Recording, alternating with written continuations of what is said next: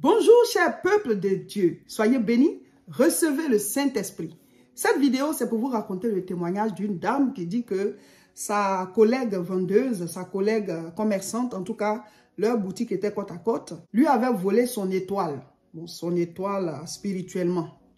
Voilà, donc on va vous raconter l'histoire. Mais avant cela, comme on vous l'avait dit, je devais sortir un single. Le single est sorti.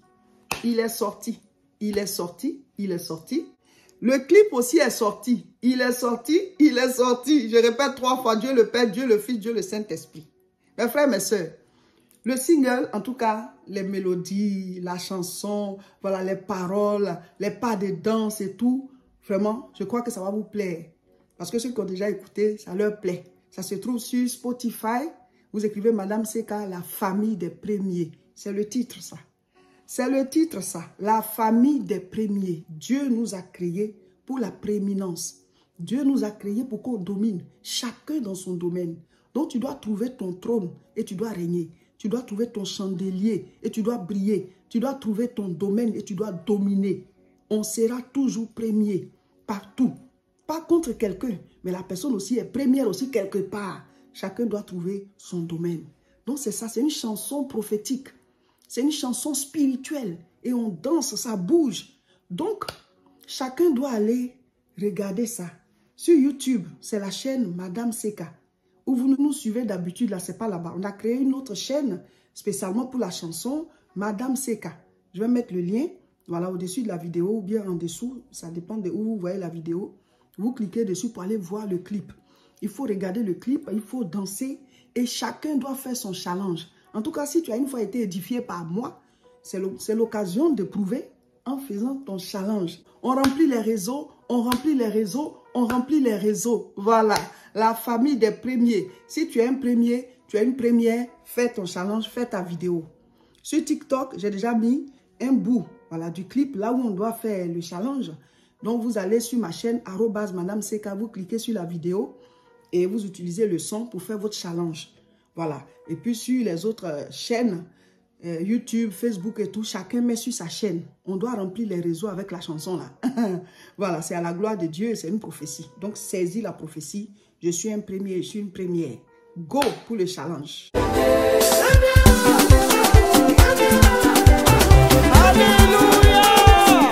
C'est la danse des premiers. Si tu es premier, avance maintenant. Et puis tu fais le show.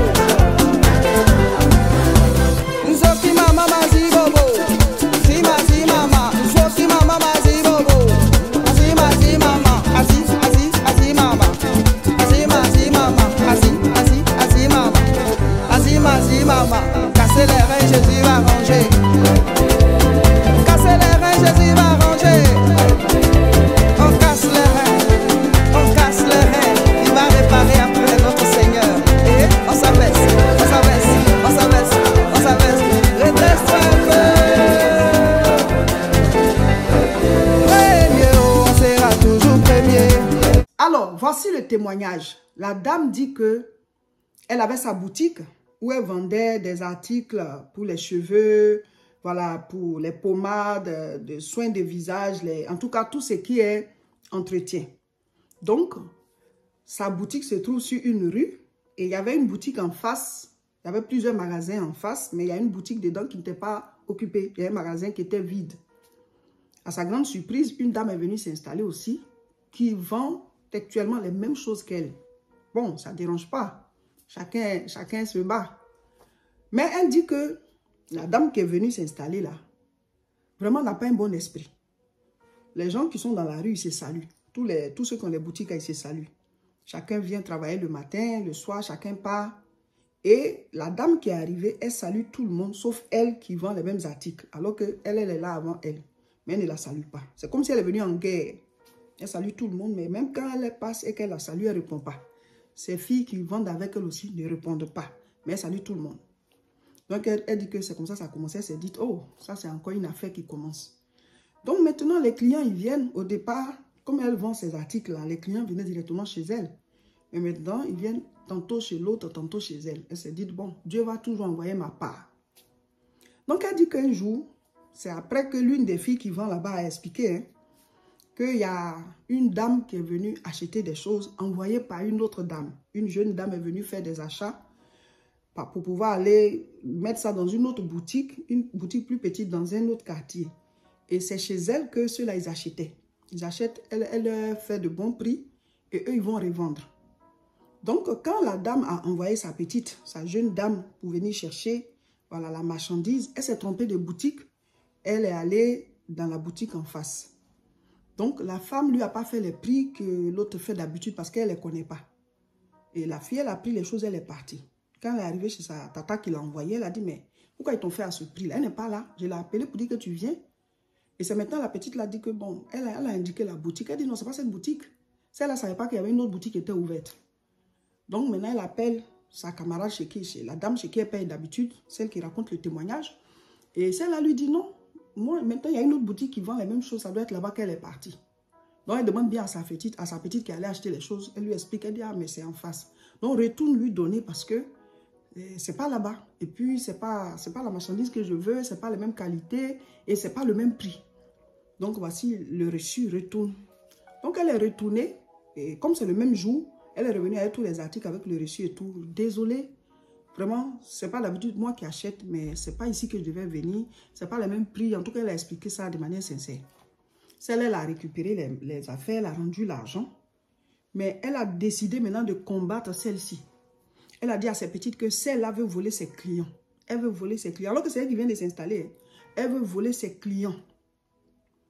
Et comme elle aussi, elle a des filles avec elle dans sa boutique. Parce qu'elle vend aussi des trucs de cheveux et tout. Donc souvent, elle tresse et tout ça. Donc elle a des filles. Et il y a certaines de ses filles qui sont copines avec les filles de l'autre. Et ce sont celles-là qui lui disent que la tata en face, là, elle est en guerre. Hein, parce qu'elle dit que toi, tu lui voles ses clients. Tu prends ses clientes. Donc celle-là dit, mais elle parle de quoi? Moi, je suis ici avant elle. Là, elle vient, elle salue personne.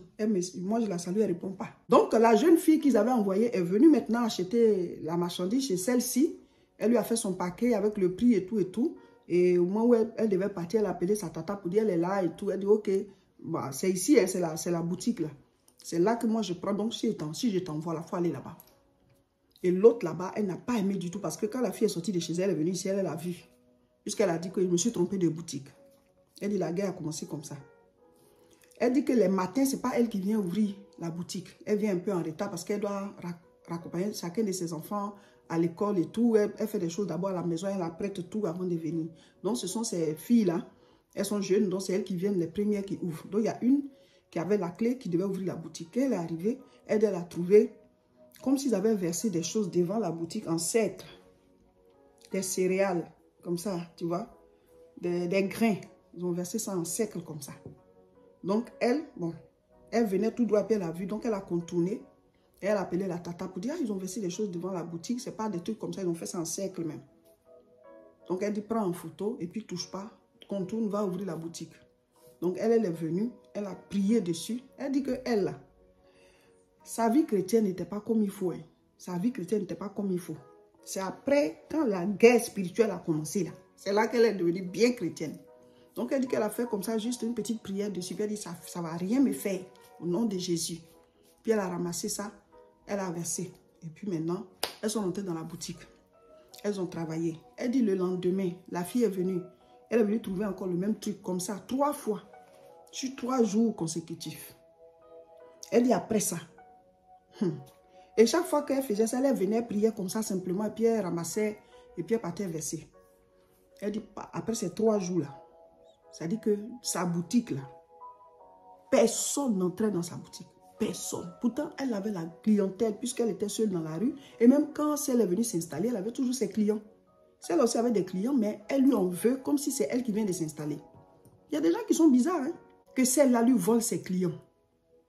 Donc, elle dit après les 3 jours, c'est comme si on avait fermé, ça dit sa boutique, c'est comme on a mis quelque chose dessus, une bâche. Et personne ne voyait la boutique. Personne. C'est-à-dire personne n'entrait. Tout le monde se dirigeait chez l'autre. Même ses clients, ses anciens clients. Tout le monde. Celle qui avait fait venir sa fille pour acheter les choses, elle lui dit que ça ne marche plus trop. Donc, actuellement, elle ne peut plus venir acheter. Elle va attendre un peu. Tous ses clients ont disparu. Et l'autre, là, sa boutique est bourrée. C'est comme si pour elle, on ne voit pas. Donc, elle dit que c'est comme la dame lui a volé son étoile. C'est comme si la dame lui a volé son étoile. Et ce qui va encore venir, c'est qu'elle a commencé à se sentir mal. Elle dit, les maladies ont commencé. Sa boutique ne marche pas. Donc, ces filles qui sont avec elle, elles disent que, ah, elles ne peuvent pas rester là comme ça, puisque c'est quand la boutique marche qu'elle aussi, elle les paye. Donc, elle avait, je ne sais pas combien de filles, elles ont commencé à partir une à une, et puis c'est une seule qui est restée avec elle, avec qui elle est en train de se débrouiller. Même pas les clients là, ne rentrent pas. Donc, elle dit qu'elle a commencé à se poser des questions. Maintenant, elle est malade, elle doit aller à l'hôpital. C'est une seule fille qui est dans la boutique. Alors que son mari a ouvert ça, lui, il travaille et c'est ce qu'elle gagne là. Les deux, ils se mettent ensemble pour pouvoir au moins assurer leur vie et puis essayer de réaliser des choses, acheter leur parcelle, ils sont en train de construire un peu. Tout est bloqué à son niveau.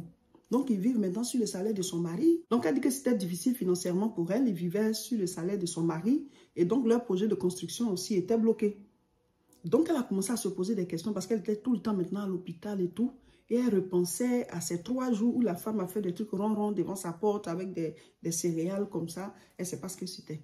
Donc, elle est chrétienne, mais elle ne prie pas. En tout cas, la vie chrétienne, elle n'était pas à fond. Elle ne priait pas. Elle n'avait pas de combat en fait. Donc, elle dit que elle est allée à l'église.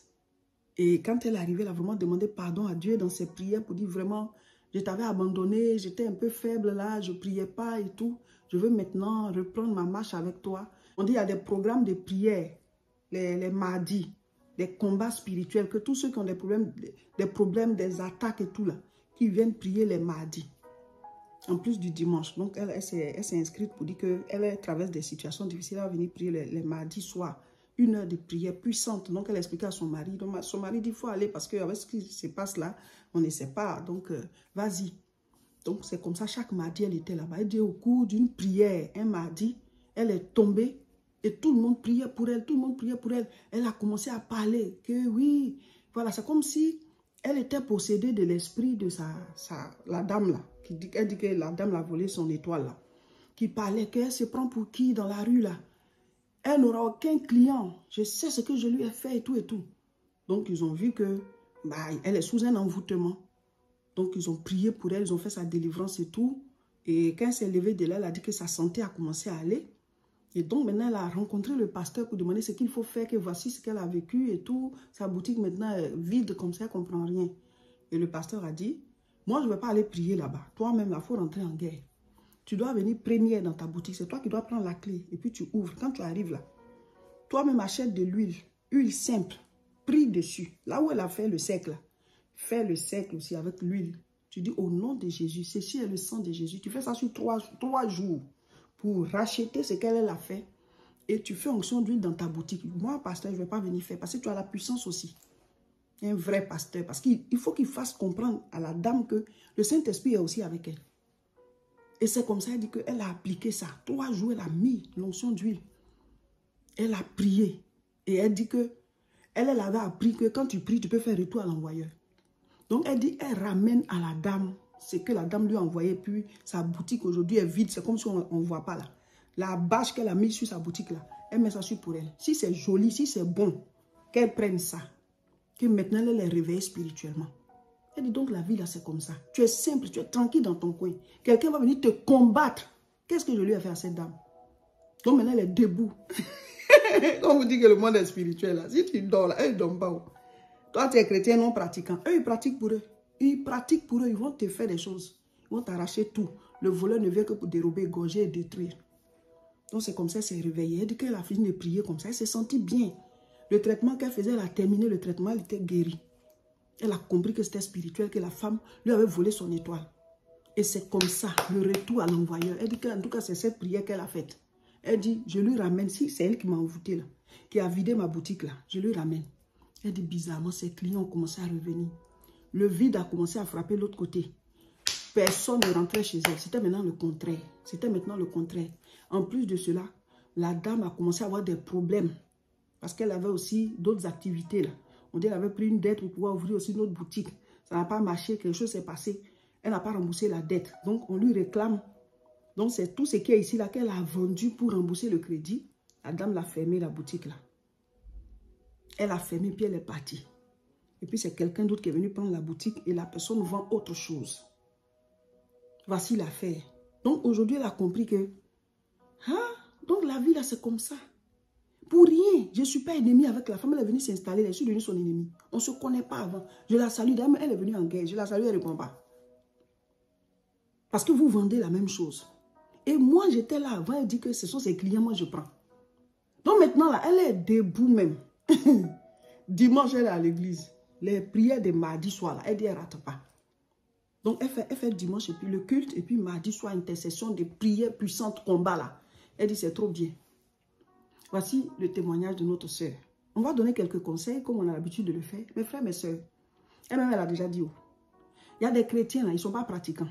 C'est-à-dire, toi, tu vas à l'église, une fois en passant, tu vas à l'église pour les fêtes. Pourtant, tu dis tu es chrétien. Tu dis tu es chrétienne. C'est comme si tu disais, je fais partie de la 5e B. Et la 5e B, ils sont en classe, ils font cours, et toi, tu n'es pas avec eux. Ils sont au sport, tu n'es pas là-bas.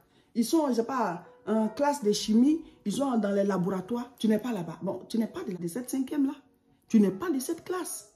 Parce que si tu es de cette classe, s'ils sont en train de faire cours, tu dois faire cours. Tu dis tu es chrétien. Jour d'adoration des chrétiens, tu n'es pas à l'église. Si c'est une fois en passant, parce que peut-être tu as voyagé, ça se comprend. Mais toi-même, ce sont tes habitudes. Tu ne vas pas à l'église, tu ne pries pas, tu fais rien de spirituel. En quoi est-ce que tu es chrétien? Et je suis chrétien non pratiquant. Quand vous tombez sur ceux qui pratiquent pour eux, là, c'est comme ça, ils vous font la peau. Ils vous volent, ils vous dérobent des choses, ils vous égorgent, ils vous détruisent. C'est ça, Satan.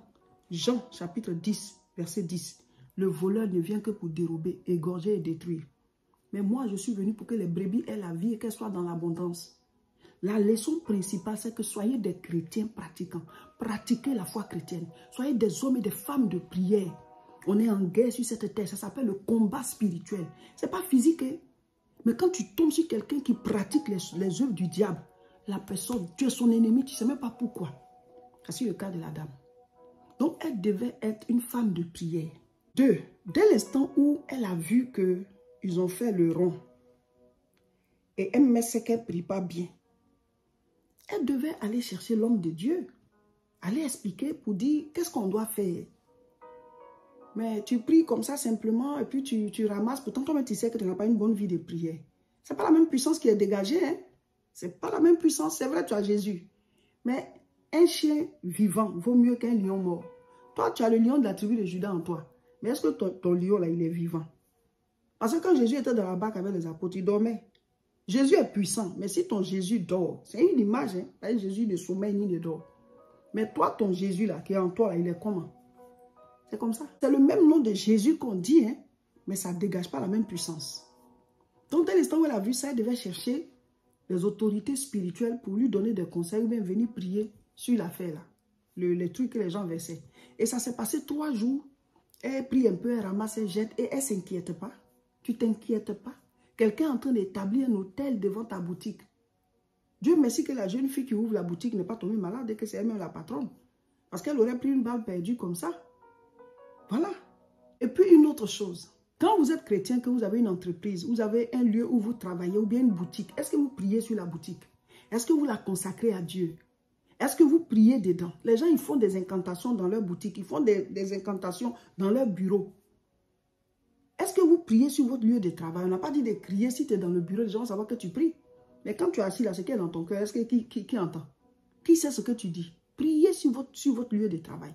Priez sur votre bureau. Priez là où vous vous asseyez pour travailler là. Priez. Les gens sont mauvais. Ils sont possédés. Ils ont le diable en eux. Tu ne leur en veux pas, mais eux, ils t'en veulent. C'est comme ça. Maintenant, en tant que chrétien, en tant que chrétienne, est-ce que vous donnez vos dîmes? Est-ce que ce que vous gagnez là, est-ce qu'il y a la part de Dieu dedans? Dieu dit, je vais menacer le dévoreur. Il dit, apportez à la maison du trésor vos dîmes et vos offrandes. Mettez-moi de la sorte à l'épreuve et vous verrez si je ne menace pas le dévoreur. Le dévoreur, c'est aussi ça. Hein? Beaucoup de chrétiens ne veulent pas donner une part à Dieu dans ce qu'ils gagnent. Mais elle qui est venue t'envoûter là, est-ce que tu sais ce qu'elle dépose chez son fétiche là-bas? C'est ça. C'est sacrifice contre sacrifice. Il faut que Dieu ait sa part dans tout ce qu'on gagne. Dans tous nos revenus, dans nos bénéfices, dans nos salaires, Dieu doit avoir sa part. C'est comme ça.